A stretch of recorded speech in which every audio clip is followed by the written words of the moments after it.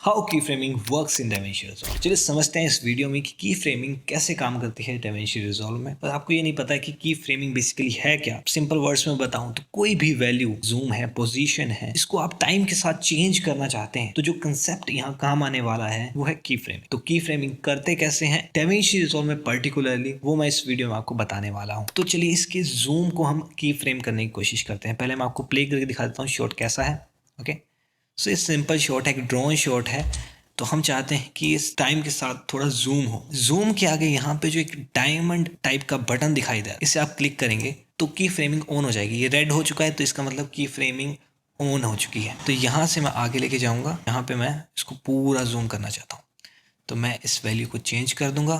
तो मैं प्ले करके देखता हूँ तो ये जूम हो रही है, टाइम के साथ जूम हो रही है, बट हमें यहाँ कोई भी की फ्रेम दिखाई नहीं दे रहा है। तो एक्चुअली की फ्रेम है कहाँ? तो आप यहाँ पे देखेंगे एक डायमंड कलर का बटन है इस वीडियो पे। इस वीडियो पे नहीं है, इस वीडियो पे क्योंकि मैंने की फ्रेमिंग की थी तो मुझे यहाँ एक डायमंड कलर का बटन दिखाई दे रहा है। तो इस पे मैं क्लिक करूंगा तो मुझे दोनों की फ्रेम्स अपने दिखाई दे जाएंगे। अब ये इनका एक सिंपल रिप्रेजेंटेशन है कि एक की फ्रेम यहाँ पे है डायमंड, एक यहाँ पर है। अगर मैं इनकी पोजिशन मान लो चेंज करना चाहता हूँ, मैं इसे चाहता हूँ कि ये जूम बहुत जल्दी हो जाए, यहाँ तक ही जूम हो जाए, तो मैं इस की फ्रेम को पकड़ूंगा और यहाँ ड्रैग कर दूँ तो ये फास्ट जूम होगा। बट अगर मान लीजिए मैं कोई भी की फ्रेम डिलीट करना चाहता हूँ, इस की फ्रेम को मान लो डिलीट करना चाहता हूँ, तो इस पर अगर मैं क्लिक करूँ और डिलीट दबाऊँ तो मैं डिलीट कर सकता हूँ। या फिर मैं इस की फ्रेम पे जाऊँ और यहाँ इस रेड बटन पे, इसी डायमंड बटन पे वापस से क्लिक कर दूँ तो वो की फ्रेम यहाँ से डिलीट हो जाएगा। अगर आप पूरे की फ्रेम हटाना चाहते हो, मान लीजिए आपने बहुत सारे की फ्रेम लगा दिए, सब के सब हटाना चाहते हो तो इस रीसेट बटन पे क्लिक कर दें, सारे के सारे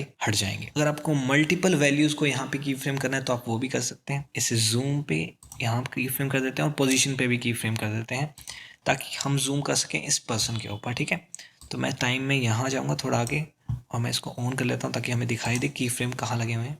ठीक है, और यहाँ मैं इसको जूम कर दूंगा। तो मैं चाहता हूँ कि पर्सन थोड़ा सा सही एंगल पे आए, तो यहाँ से मैं थोड़ा सा इस पोजीशन को भी एडजस्ट कर दूंगा। पोजीशन और जूम दोनों पे हमारा की फ्रेम लग चुका है। अब आप देखेंगे इसे प्ले करके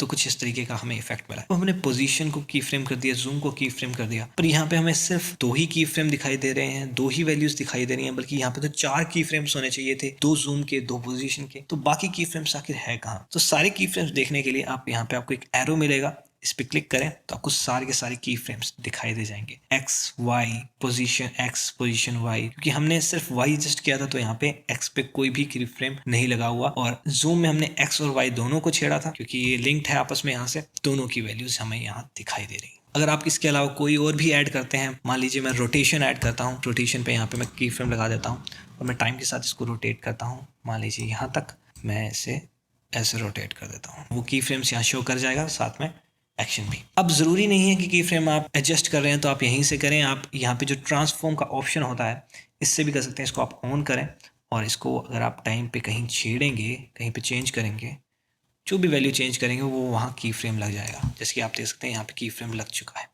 तो हमने जान लिया सारे की फ्रेम्स आखिर हमें दिखाई कहाँ देंगे। आप की फ्रेम्स को सिर्फ यहाँ से नहीं, यहाँ से भी चेंज कर सकते हो वैल्यूज को। ऑन करने के लिए यहाँ से हमें की फ्रेम्स को ऑन करना है। इसके अलावा अगर हम चाहते हैं कि मूवमेंट लीनियर ना हो, हम उसे एक स्मूथ मूवमेंट दें, कर्व मूवमेंट दें, तो वो कहाँ से देंगे? उसके लिए हमारे पास ऑप्शन है यहाँ, ये आपको ग्राफ टाइप का कुछ दिखाई दे रहा है, तो इस पर आप क्लिक करेंगे, एक नई नीचे विंडो खुल जाएगी, इस पर आपको सारी वैल्यूज के ग्राफ दिखाई देंगे। तो हमें यहाँ पे जूम एक्स दिखाई दे रहा है। ठीक है, इसके अलावा हम पोजीशन पे अगर यहाँ से क्लिक करेंगे तो यहाँ पे पोजीशन का ग्राफ आ जाएगा, रोटेशन पे क्लिक करेंगे तो रोटेशन का ग्राफ आ जाएगा।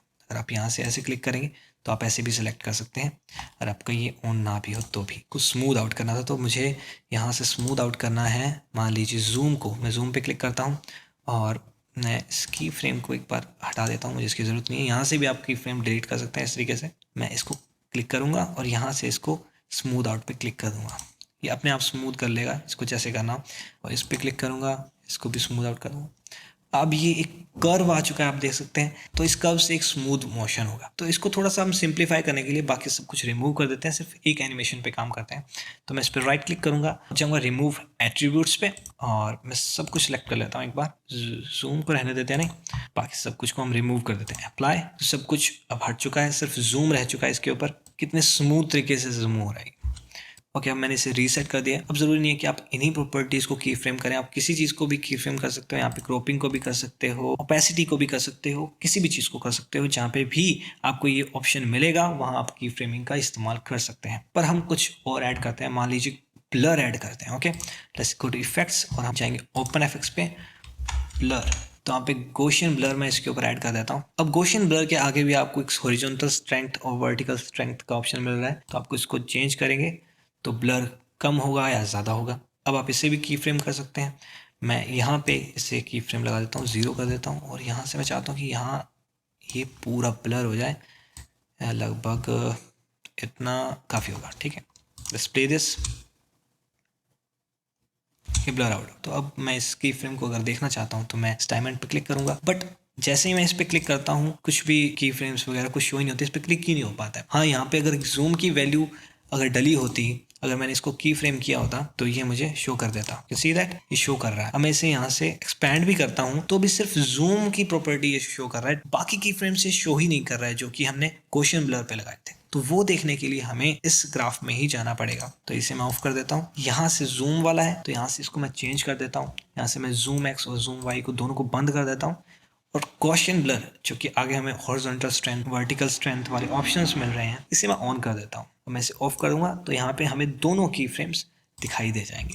अब ग्राफ के बारे में कुछ हम समझ लेते हैं। मैं फिर से जूम वाले एग्जांपल पे आ जाता हूँ। अब यहाँ पे मैंने जूम लगाया हुआ है। अब इन पॉइंट्स का हम मतलब समझते हैं कि कोई पॉइंट ऊपर है, कोई पॉइंट नीचे है, राइट साइड में है तो कोई पॉइंट लेफ्ट साइड में है। इन सब का आखिर मतलब क्या बनता है? अगर कोई भी पॉइंट नीचे है, जितना वो पॉइंट नीचे होगा इसका मतलब जूम उतना ही कम है, और जो पॉइंट जितना ऊपर है उसका मतलब उसका जूम उतना ही ज्यादा है। ऊपर और नीचे से हम ये समझ गए, वैल्यूज ऊपर ज्यादा होती हैं, नीचे कम होती हैं। अब मैं इस पॉइंट को जितना ऊपर लेके जाऊंगा उतना जूम बढ़ता जाएगा, और इस पॉइंट को मैं जितना राइट साइड लेके जाऊंगा, अब आप कहेंगे कि जूम कम होता जाएगा।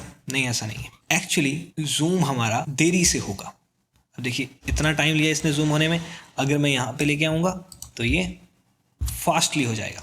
तो अगर राइट लेफ्ट में ये डिफाइन होता है कि टाइम कितना लेगा, ऊपर और नीचे से ये डिफाइन होता है कि इसकी वैल्यू कितनी ज़्यादा या कम होगी। अब अगर मान लीजिए इस की फ्रेम को आप चाहते हो कि यहाँ कर दूं मैं ताकि ये धीरे धीरे जूम हो, तो इसको अगर आप इधर लेके जाते हो तो क्या होता है कि ये ऊपर नीचे भी हो जाता है, थोड़ा वैल्यू इसकी चेंज हो जाती है, यानी जूम ज़्यादा या कम हो जाता है। ऐसा ना हो उसके लिए आप शिफ्ट को होल्ड करके रखें और फिर इसको राइट साइड मूव करें, तो ये आप कितनी भी कोशिश कर लें जूम चेंज नहीं होगा, इसकी वैल्यू उतनी ही रहेगी और टाइम में ये मूव कर जाएगा। साथ ही साथ अगर आप चाहते हैं कि जूम कम ज्यादा हो पर इसकी टाइम की वैल्यू चेंज ना हो, मतलब ये राइट या लेफ्ट मूव ना करे, तो भी आप शिफ्ट होल्ड करके रखें और फिर इसको ऊपर या नीचे लेके जाएं, तो ये कितनी भी कोशिश कर लें आप राइट साइड मूव या लेफ्ट साइड मूव नहीं होगा। मतलब आपने जो पहली मूवमेंट कर दी शिफ्ट को होल्ड करते हुए, ये उसी को फॉलो करेगा, इधर उधर मूव नहीं करेगा। अब इसी की जगह अगर पोजीशन हो तो क्या होगा, इस पॉइंट को जितना ऊपर लेके जाऊंगा ये उतना राइट साइड मूव करेगा, और जितना नीचे लेके जाऊंगा उतना ये लेफ्ट साइड मूव करेगा।